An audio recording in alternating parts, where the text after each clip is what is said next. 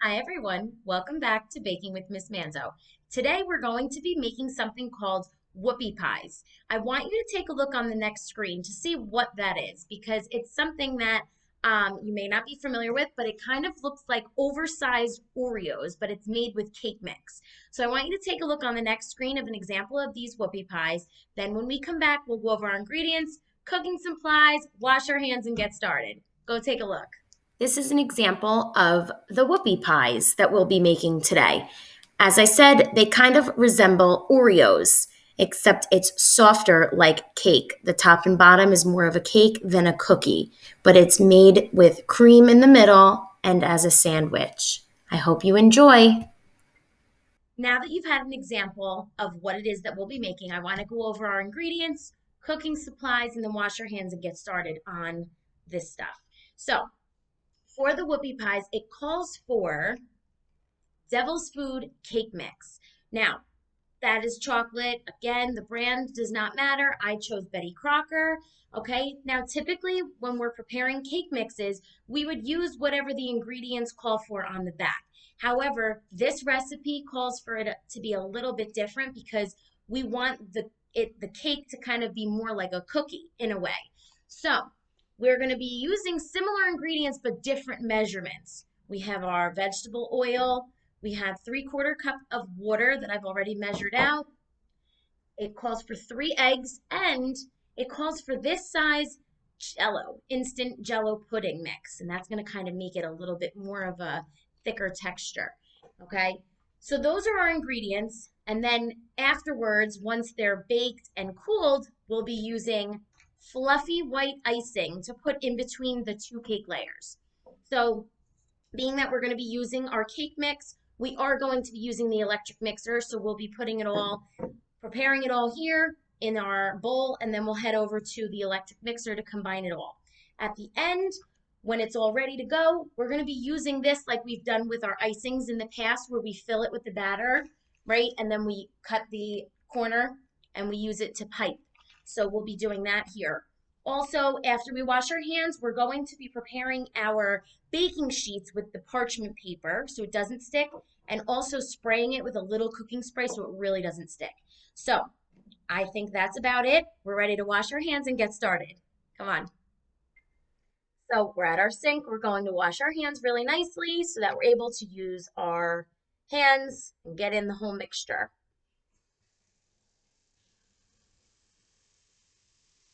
This is the most important part before we start. Remember, we want to wash our hands. We have germs, our day-to-day life, so we want to make sure our hands are nice and clean before we start preparing our food.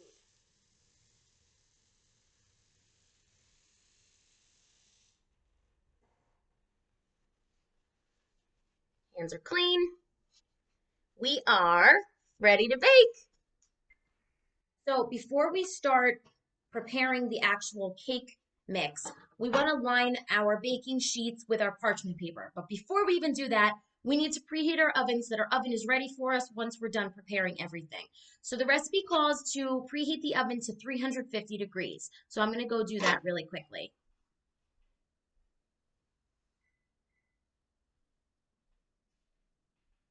All right. So I'm going to move my mixing bowl just so that we have enough space. Okay. And it says to measure parchment paper on top of the baking sheets, plural.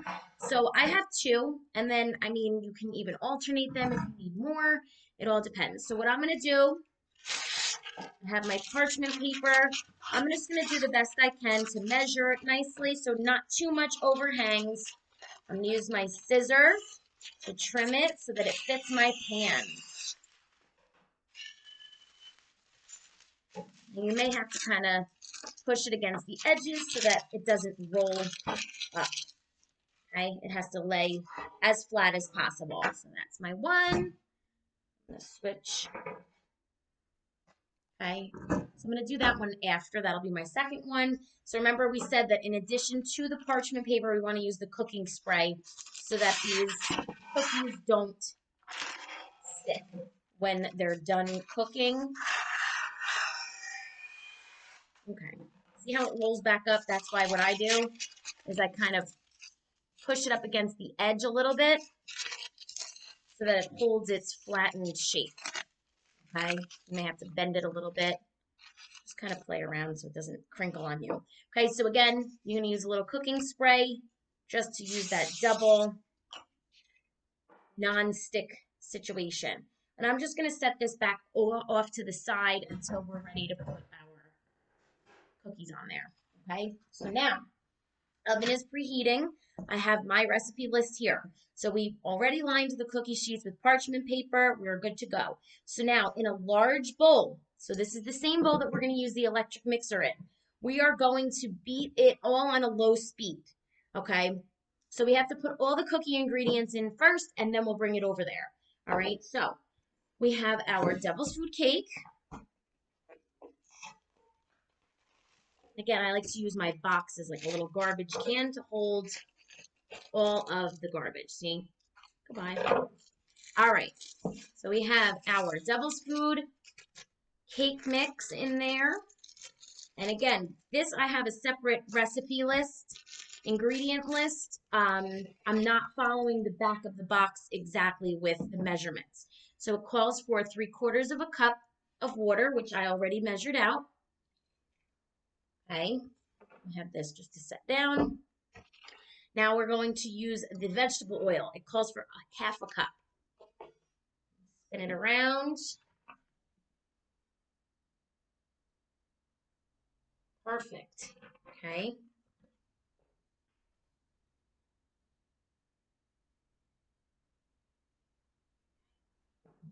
So it calls for 3 eggs. And again, put it in a separate little dish so that if any shells get in there, you can scoop it out easily.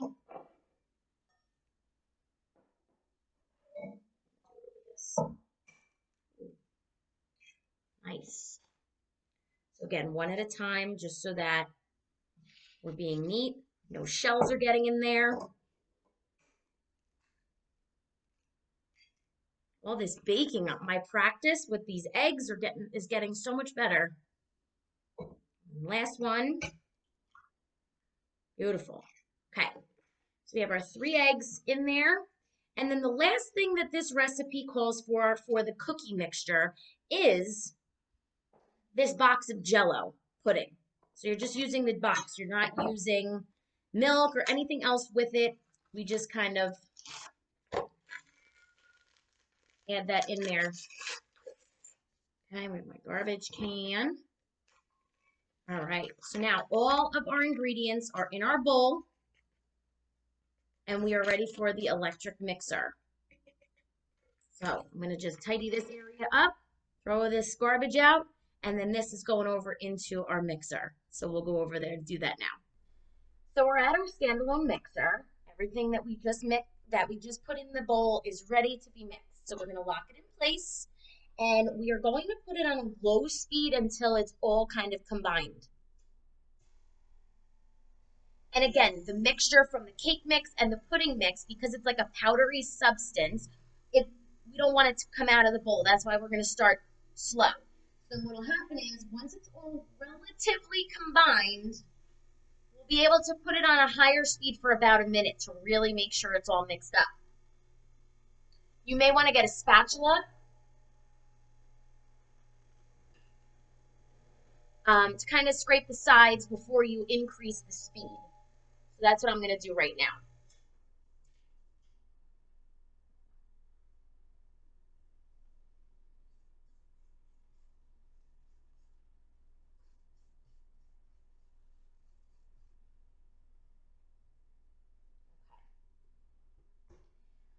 So it's all pretty much together. Now I'm just going to increase the speed to a higher speed and I'm going to time it for about a minute.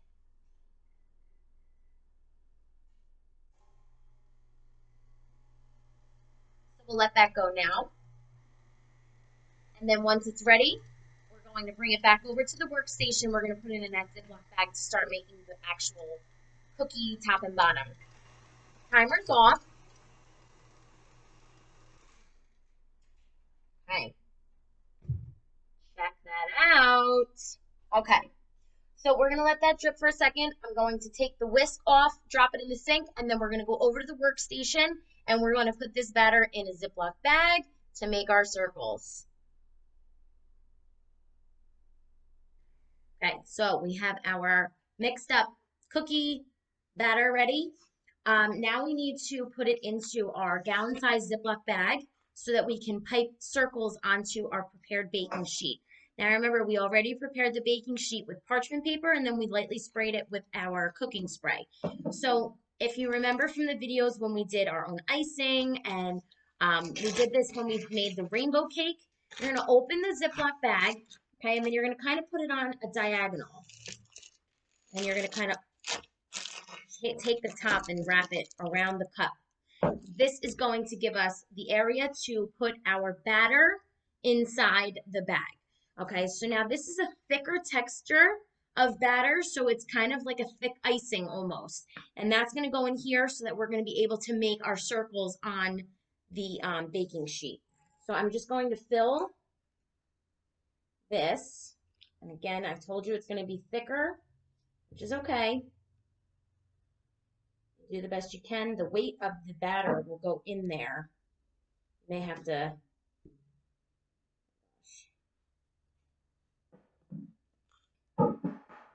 bang it down a little bit so it helps it go in there. Okay. A little bit of a mess. That's okay because we clean it up after. So however you want to do it, you can take it off onto your spatula, okay, and do it like that. However you feel comfortable doing it. But the whole batter from what we just made is to go inside our cup.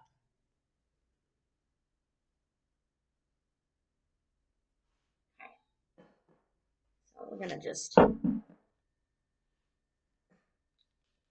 Now I'm just going to carefully, and again, it might get a little messy. I'm going to lift this up. That way it all kind of goes in there. Okay, and if you have any extra in the bowl, you can then kind of use the opened bag and just kind of stuff the rest in there. Because then when we pick this up, it'll all go to the bottom and then we'll be able to trim the corner so that the batter, this will be our piping bag. Okay, so I'm just going to scrape the rest of this out in here and then we're going to get ready to cut this. So I'm lifting this up, okay, and it looks like a hot mess inside, but it's totally fine. So what you can do is seal the top. Now I have some extra chocolate coming out the top. I'm just going to kind of wipe it here. I have my napkin on the side. I'm just going to wipe my fingers off a little bit, and then you can seal it, okay, and then what you can do is you can kind of push all of the batter down. Okay, now if you notice, the bottom, there's a little space, there's a gap, there's air in there. So that's where we're going to just clip the corner here, and then we're going to be able to make circles on our baking sheet to make the top and bottom for our whoopie pies. So again, I'm just kind of going to do this, and you can do this so that you hold it and it looks like your piping bag.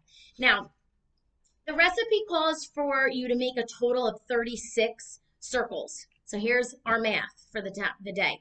So we have 36 total circles, two cookie sheets. So 36 divided by 2. So you can think of your doubles facts, right? 36 divided by 2 is 18. So we do 18 here and 18 on the other. Then you can take your 18 and think of arrays. How can you arrange 18 equally into an array? You can do a 2 by 9, right? 2 times 9 is 18. You can do 3 times 6. 3 times 6 is 18. You think of your different ways. So we're incorporating our math into our baking lesson.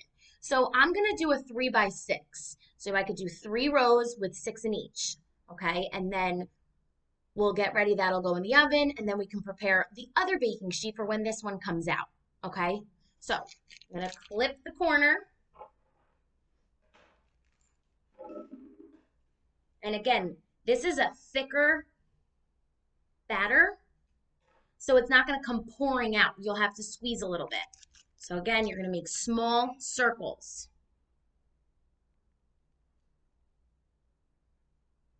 You want to put a little space in between them so that they will expand. So there's one. So cute.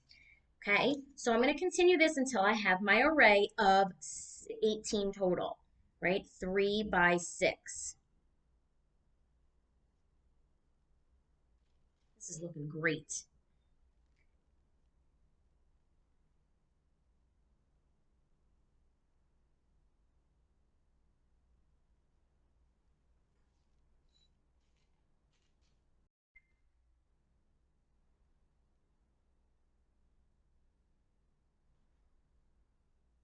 Okay, so we're just finishing up. We have our 18, and this is going to go in the oven. So when we bring it over to the oven, we're going to have to set the timer. Where are my instructions?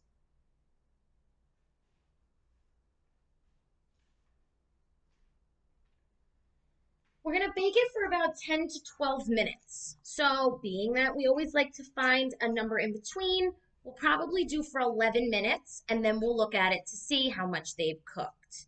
So, we're going to bring this over to the oven and our preheated oven is ready for us. We're going to throw this in there and get it ready to bake. So, as we said before, we want to put these cookies in the oven for about 11 minutes. So, I'm going to set the timer for 11 minutes. And with my oven mitts, I'm going to carefully put the tray inside and we'll gauge it to see if it needs some extra time at that point.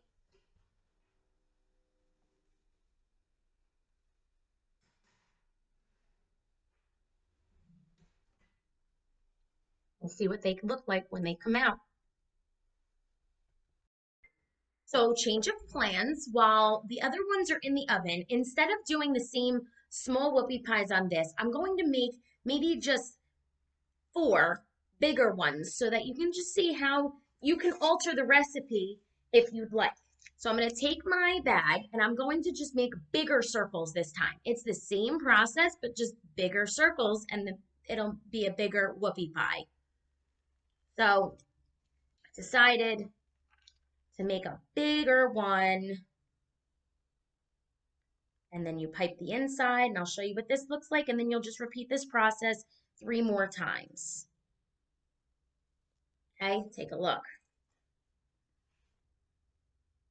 Okay, so I'm going to do that 3 more times and then this will sit until the other one is done cooking or baking. 4 whoopie pies are ready to go, the cookies. So we're just going to let this sit here and then we have about 5 more minutes left on the other timer. As soon as that goes off, we'll check them out and hopefully we can pull them off the cookie sheet onto a wire cooling rack and then we'll get ready to bake these. So we have a couple more seconds left. I'm going to get my oven mitts. That's the timer. We're going to check on these to see if they are fully cooked. They look good to me. So we're going to let them sit on the cookie sheet like this for a couple minutes, and then we're going to transport them to a cooling rack. That way all of the top and bottom of the whoopie pies can cool. So now I'm going to get the other pan, and we're just going to repeat the process and cook it for another 11 minutes. Okay, these are going to go in. And we're going to time it for 11 minutes. That works great. So we're going to let that go. We're going to let these cool, and then we're going to start preparing the filling for the top and bottom. So I just took a peek at the whoopie pies in the oven, and they're rather large. The other ones that are going to be our mini whoopie pies are cooling nicely on our cooling rack. So these have another minute, the larger ones. So we're going to let them bake. Then we're going to pull them out, let them cool in the cookie sheet, and then these are still a little warm, so we'll let them cool a little bit longer before we put the icing in between to make the sandwiches. So I've got my oven mitts on because the timer is about to go off. Pull these out, and we're going to bring that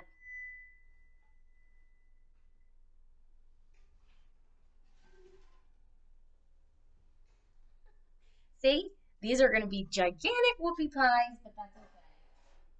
We'll let these cool, turn the oven off, and we're going to now take our mini whoopie pies, the cookies, over to our workstation so that we can let them cool a little bit longer and then get ready to ice them. The larger whoopie pie cookies are cooling. We have our smaller ones here. And if you notice, the top is a little bit more rounded and then the bottom is flat. So what we're going to do is you're going to be taking two to make a sandwich. We have our fluffy white icing. I'm just going to open this. The reason we want fluffy white whipped is it's easy to spread. So I'm just going to use a butter knife, and I have a serving dish over here that as I make the whoopie pies, I'll just put them on the serving platter for later. So you can take as much of the icing as you want and carefully spread it. You're going to want to spread it on the flat part, okay, to make a sandwich. So it's like an Oreo cake. So then you'll take the top, flat side down. Look at that. How cute.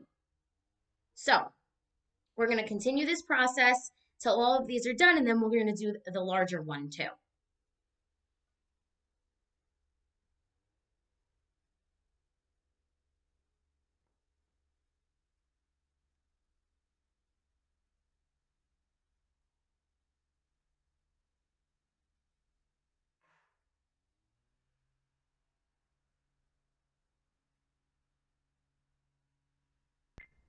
So the little whoopie pies we saw before, they're ready. So now we have our larger ones that are cooled.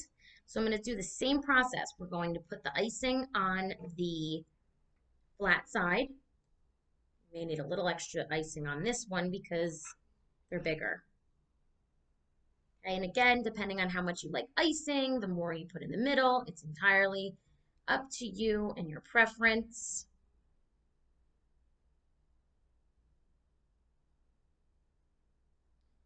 All right. So I would imagine if you're not a huge chocolate fan, you could probably do other kinds of cake mix. And maybe instead of the chocolate pudding, you could do the vanilla pudding mix. That way you try it out, okay? So I'm then going to take the other one, just place it on top like a sandwich. So look at that. That's a big one. You would share this with someone. So we have this one, and then you have the cute little ones. So it's the same idea, different sizes, and that's that. I want to taste this and see how it is. I'm going to break a piece.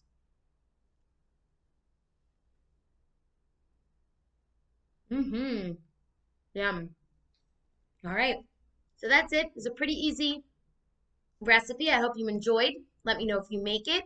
And I hope you have a great afternoon and that don't forget to be a food critic at the end. Thanks for baking with me. I'll see you on the next show. Bye.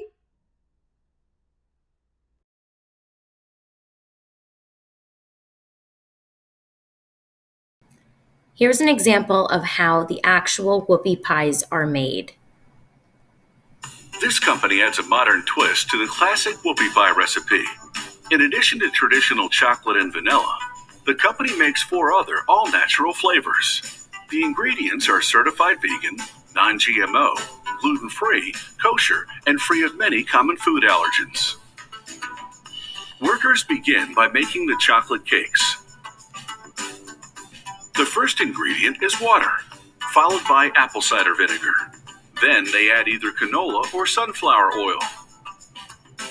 They mix the liquid ingredients in a large bowl. Then they add the dry ingredients, starting with tapioca starch, bean flour, and sorghum, a gluten-free grain.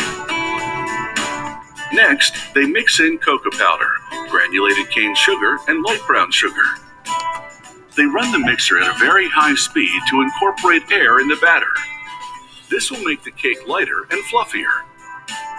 After about 4 minutes of mixing, the batter is ready.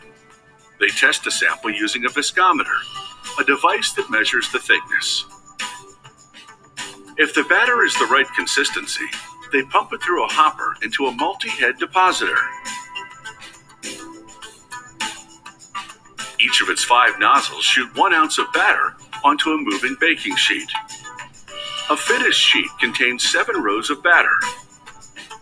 Workers load multiple sheets of batter into an oven. The sheets rotate for 15 minutes at 75 degrees Fahrenheit, evenly baking the cakes. The precise combination of ingredients allows the acids in the apple cider vinegar to react with the cocoa powder.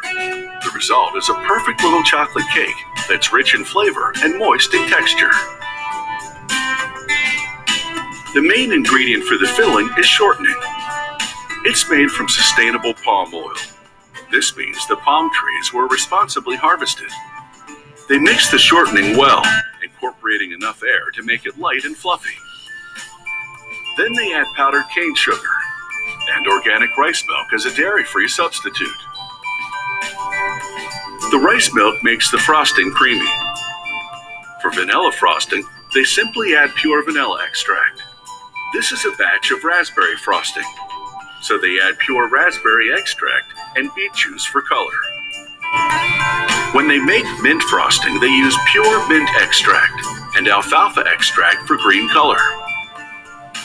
Lemon frosting is made from pure lemon extract and turmeric for color. They check the shade against a color chart to ensure the correct flavor. The multi-head depositor drops frosting on the baking sheets in the same configuration as the batter.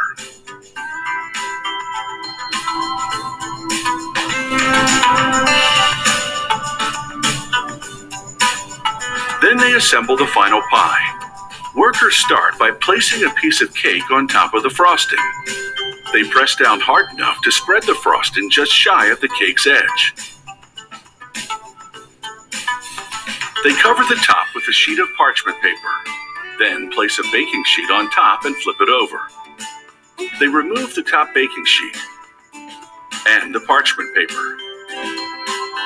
Then they carefully place the second cake onto the frosting.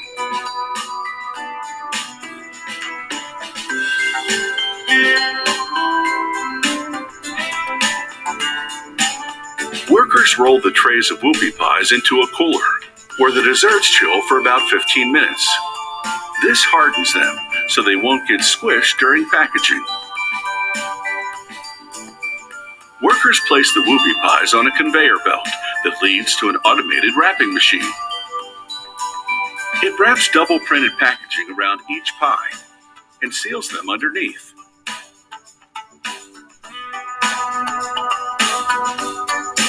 Then the machine cuts the film between each pie.